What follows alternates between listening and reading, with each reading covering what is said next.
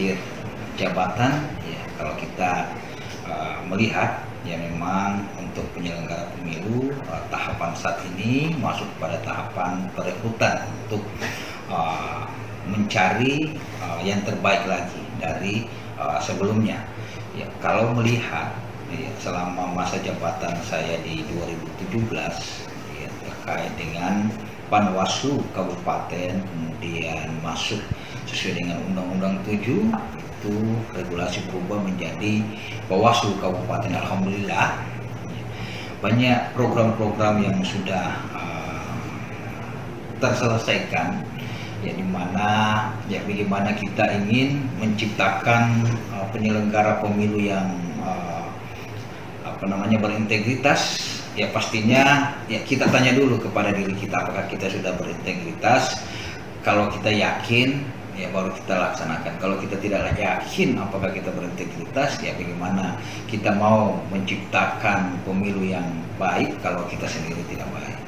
Ya, ada beberapa persoalan-persoalan yang harus kita perbaiki dan ada persoalan-persoalan yang harus kita tidak lanjuti. Ya terkait kegiatan pemilu tahun 2019, alhamdulillah terlaksana dengan seksama, ya tanpa adanya keributan, yang dimana yang kita ketahui bahwa toli-toli semasa pemilu pilkada sering terjadi persoalan perdebatan terkait siapa menang dan siapa kalah. Nah, apa yang kami lakukan di penyelenggara pemilu khususnya Bawaslu, kami selalu berdiskusi pertama dengan internal Bawaslu mencari solusi-solusi dan kemudian mengundang ya, teman-teman alumni penyelenggara pemilu dan berdiskusi meminta masukan dan kritik untuk perbaikan ke depan Bawaslu.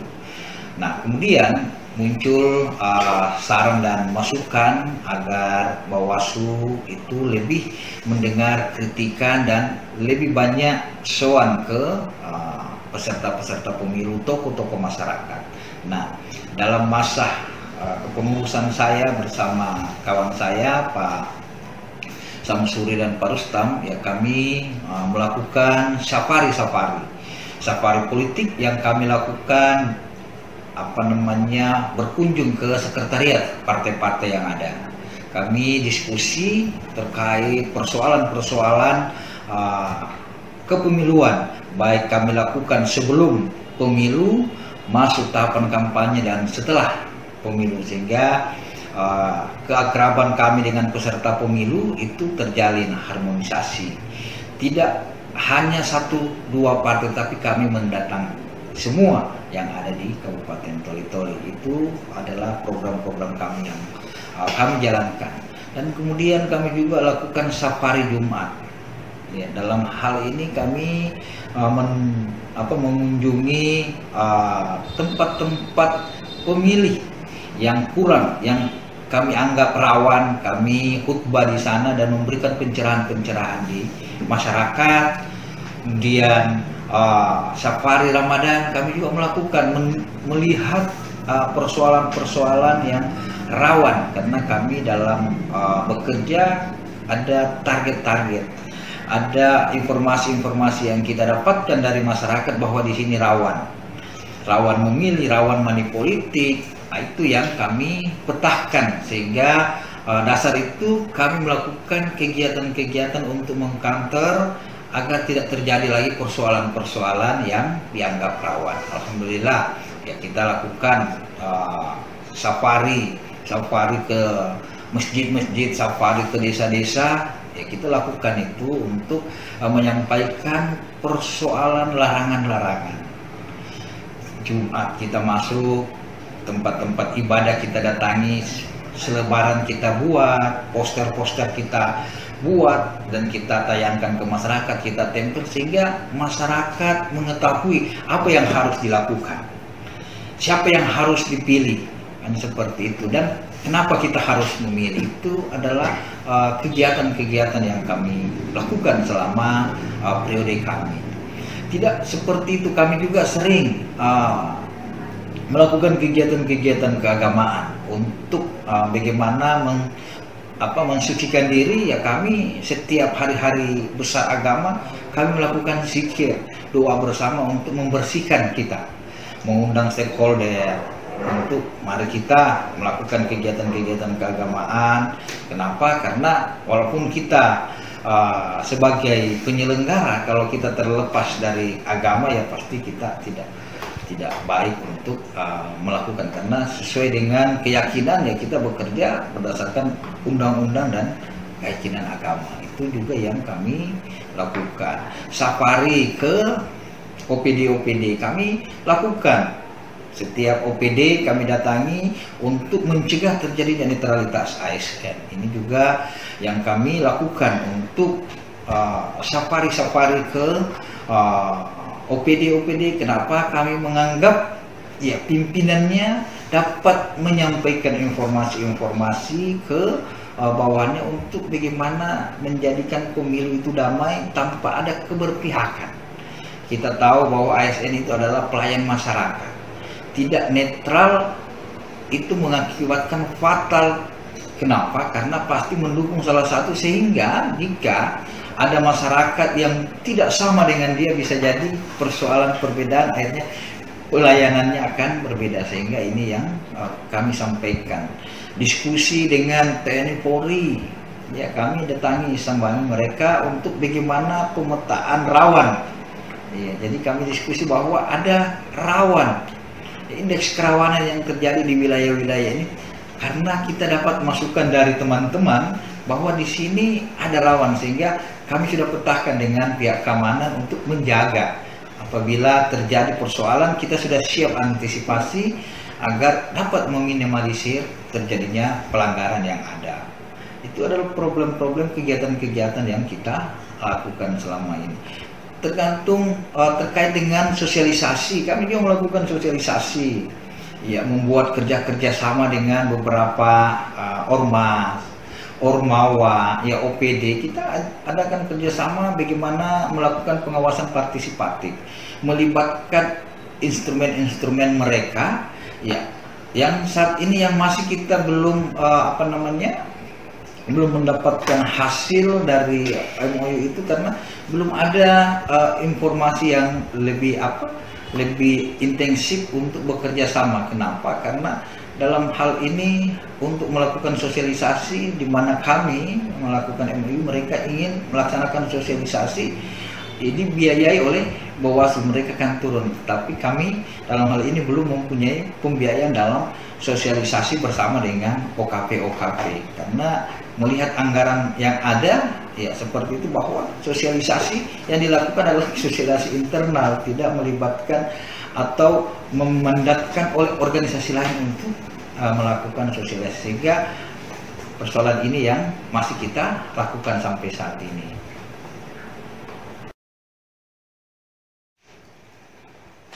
Pak Fajar, selama Bapak bertugas ini, pelanggaran-pelanggaran apa saja yang terbanyak dan yang rentan akan pelanggaran-pelanggaran itu apa, dan solusinya tentunya, dan juga perlu disampaikan ke masyarakat agar pelanggaran-pelanggaran yang Bapak sampaikan nanti itu lebih diminimalisir dan masyarakat paham agar pelanggaran-pelanggaran itu tidak banyak terjadi, bahkan kalau bisa ya seminim-minimnya.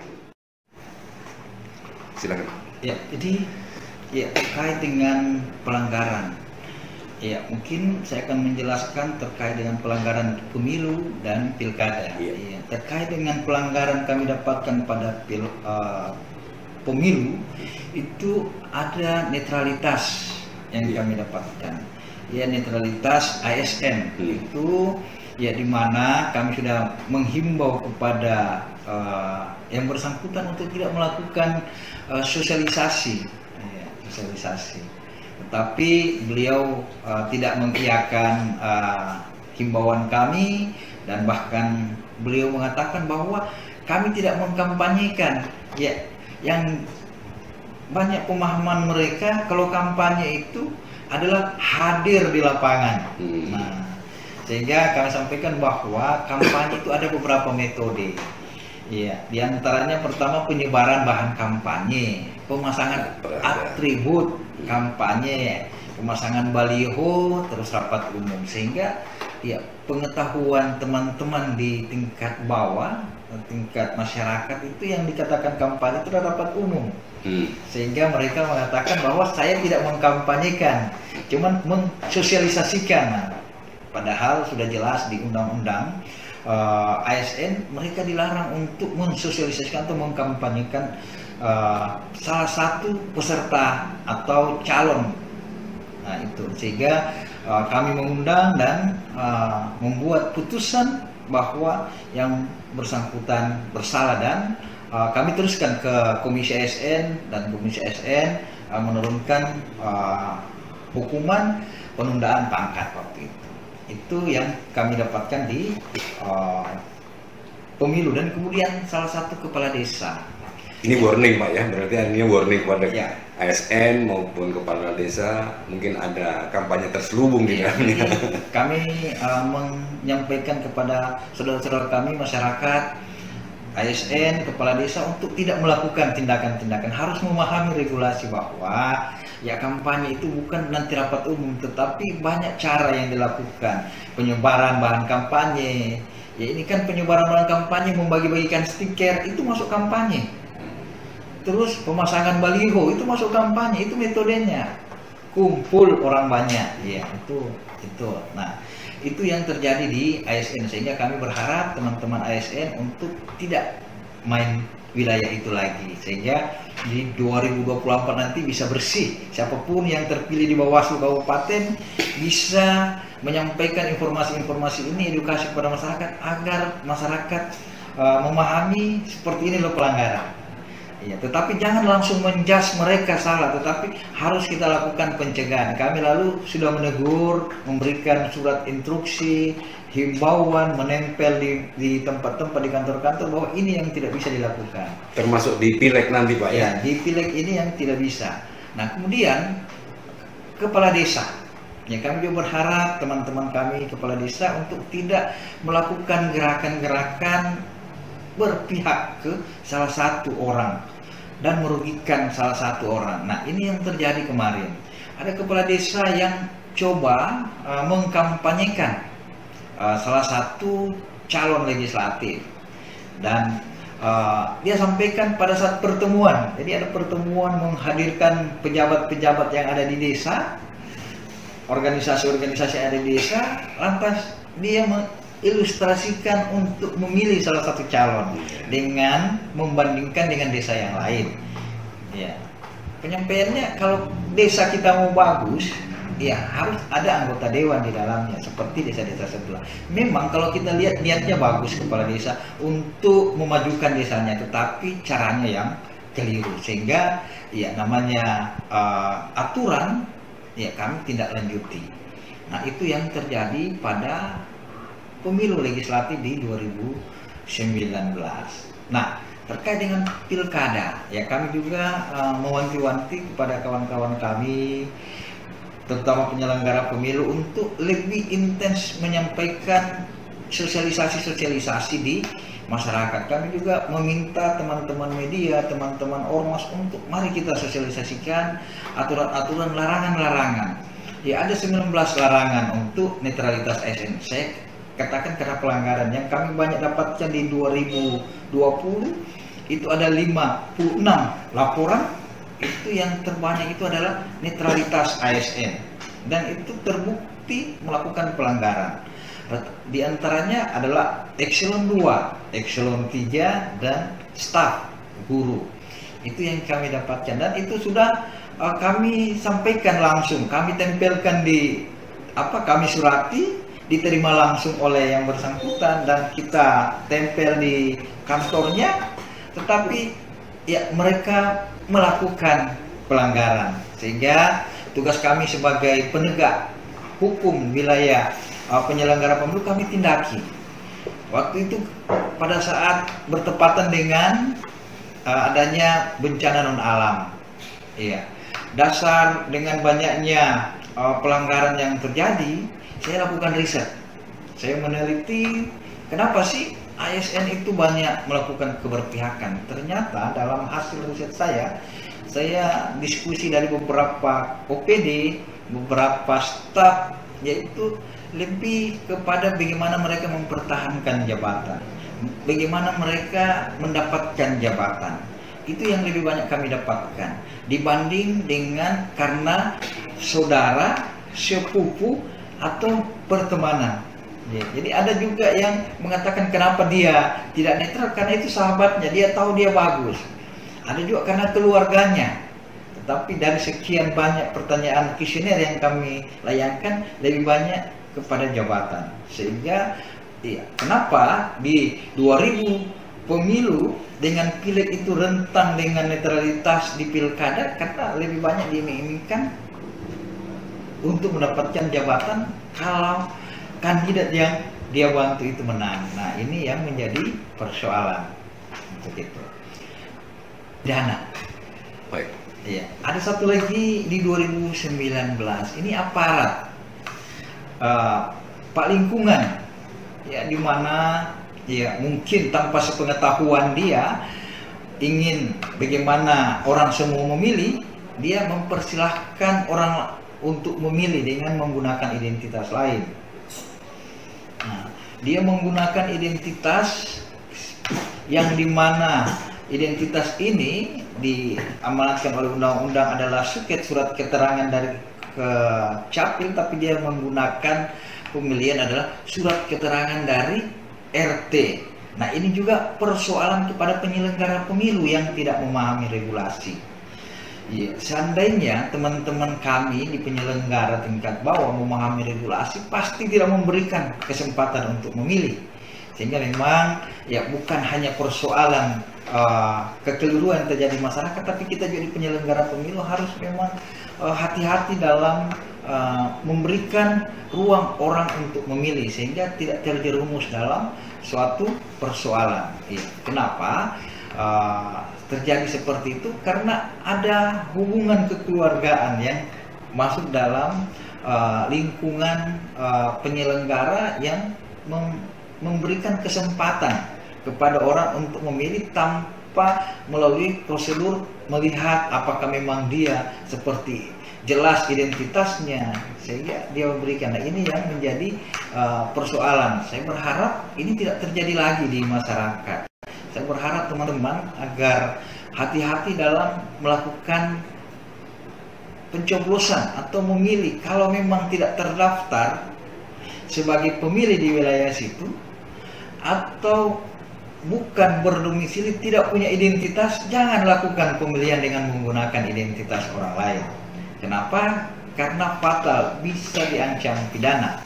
Dan kemudian teman-teman jangan memfasilitasi orang-orang untuk memilih. Kenapa? Karena teman-teman juga akan masuk dalam pelanggaran hukum seperti yang terjadi di 2020. Yang memfasilitasi dengan yang terfasilitasi sama-sama dipidana masing-masing 30 bulan dan 38 bulan. Nah, ini yang saya himbau kepada teman-teman kami, masyarakat, sahabat-sahabat kami, kawan-kawan kami untuk hati-hati dalam melakukan pemilihan. Jangan sampai kita tidak tahu kita masuk dalam pelanggaran pidana. Sehingga saya juga berharap kawan-kawan nanti yang di Bawaslu, siapapun yang terpilih, kalau saya masih terpilih alhamdulillah, saya akan lanjutkan program-program saya, tetap melakukan sosialisasi, safari untuk meminimalisir namanya pelanggaran pemilu. Seperti itu. Pak Fajar, kalau tadi berbicara soal pengawasan dan pelanggaran,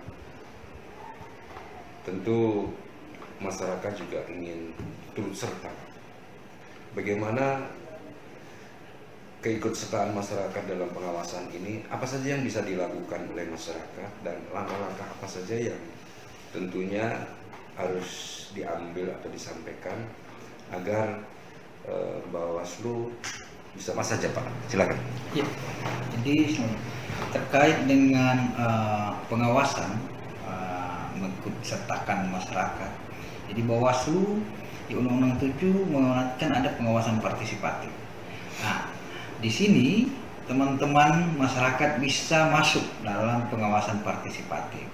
Tetapi yang perlu saya tekankan bahwa dalam pengawasan partisipatif pasti kita harus mengetahui dulu pelanggaran apa yang harus kita awasi. Kita harus tahu pelanggaran-pelanggaran, jenis-jenis pelanggaran. Ya. Kalau dalam tahapan ada beberapa pelanggaran pidana pemilu yang dilakukan oleh setiap orang, baik penyelenggara, peserta maupun pihak-pihak yang dilarang, pemerintah. Kemudian pelanggaran administrasi ini dilakukan oleh penyelenggara pemilu tingkat KPU. Ya, bagaimana dia menyalahgunakan prosedur yang ada. Terus sengketa. Ya, sengketa ini antara peserta atau antara penyelenggara. Contoh terkait dengan peserta sama peserta, pemasangan atribut. Ya. Kemudian pelanggaran etik. Nah, ini ada di penyelenggara pemilu, di mana ada unsur kami baik Bawaslu maupun KPU sampai tingkat bawah kalau melakukan keberpihakan kepada peserta pemilu dapat dilaporkan ke Dewan Kehormatan Pemilu DKPP atau TPD di provinsi. Nah, ini masyarakat bisa mengawasi itu. Dan kemudian pelanggaran lainnya ya terkait dengan netralitas orang yang dilarang, ASN, pejabat publik, itu bisa teman-teman masyarakat mengawasi dan melaporkan, tetapi sampaikan ya kita mau melapor kita tahu dulu pelanggaran apa. Ini yang perlu masyarakat. Dan kemudian pengawasan partisipatif ini juga ada Perbawaslu 1, Perbawaslu 2. Ya, itu juga mengamanatkan bagaimana masyarakat bisa mengawasi. Kami juga sudah melakukan kerjasama dengan beberapa organisasi perguruan tinggi, tokoh pemuda, ormas, ormawa sudah kita undang untuk melakukan kerjasama dalam pengawasan partisipatif. Ya, bagaimana melapor, bagaimana menyampaikan informasi, ya kami juga butuh kepada masyarakat. Ya, pada dasarnya banyak informasi yang masuk ke kami, ada pelanggaran dari masyarakat lewat handphone melapor, tetapi ya mereka cuma melapor, tidak menunjukkan bukti, menyertakan bukti-bukti sehingga kami dapat langsung mempresur pelanggaran apa yang dilakukan. Nah, tetapi kalau hanya melapor, di sini ada pelanggaran pada saat kami menyampaikan kepada kawan-kawan kami di tingkat kecamatan, pada saat sampai mereka ke sana pelanggaran itu tidak ada lagi. Nah, sehingga saya berharap pada kawan-kawan kami masyarakat, teman-teman, pada saat menyampaikan ada pelanggaran, mendapatkan pelanggaran di bawah, silahkan lapor ke Bawaslu. Tempat pelaporan ada di Panwas Kecamatan, ada di desa BKD, dan ada langsung di kabupaten. Silahkan sampaikan laporannya, dan kalau takut melapor, ya bantu kami untuk bukti-buktinya agar itu menjadi temuan kami. Ya, beberapa laporan yang sudah kami lakukan, kami tindak lanjuti itu adalah partisipatif dari masyarakat yang menyampaikan laporan ke kami, dan kami tidak lanjuti sebagai temuan seperti itu. Jadi ya saya juga berharap kepada masyarakat ya dalam hal ini masyarakat Toli-Toli yang sudah bersama Bawaslu ya sudah mengetahui kinerja Bawaslu. Saya mohon maaf kalau selama ini ada persoalan yang kami tidak selesaikan, karena kami sadari bahwa setiap perbuatan, setiap kegiatan kami laksanakan mungkin belum terpuaskan oleh masyarakat. Ya, kami berharap ya saya mewakili institusi Bawaslu, ketua, saya mohon maaf yang sedalam-dalamnya di akhir masa jabatan saya, dan siapapun yang terpilih nanti, ya apakah saya juga masih terpilih, dan saya akan memperbaiki persoalan-persoalan yang terlewatkan kemarin, sehingga pemilu di 2024, pilkada di 2024 lebih baik lagi daripada pemilu yang sebelumnya. Ya, akhir kata, ya bersama rakyat awasi pemilu, bersama Bawaslu tegakkan keadilan. Billahi taufiq wal hidayah. Wassalamualaikum warahmatullahi wabarakatuh. Pemirsa, demikian tadi bincang-bincang saya dengan Bapak Fajar Ketua Bawaslu di penghujung masa jabatan beliau. Semoga apa yang beliau sampaikan tadi mendapatkan perhatian di masyarakat sehingga pelaksanaan baik pileg, pilkada, pilpres ke depan akan lebih baik lewat pesan-pesan yang beliau sampaikan. Kita jumpa lagi pada dialog yang mendatang, tentu hal-hal yang berkaitan untuk kepentingan masyarakat. Terima kasih banyak Pak, semoga Sama-sama. sukses. Assalamualaikum warahmatullahi wabarakatuh. Waalaikumsalam warahmatullahi wabarakatuh. Sukses selalu. Amin.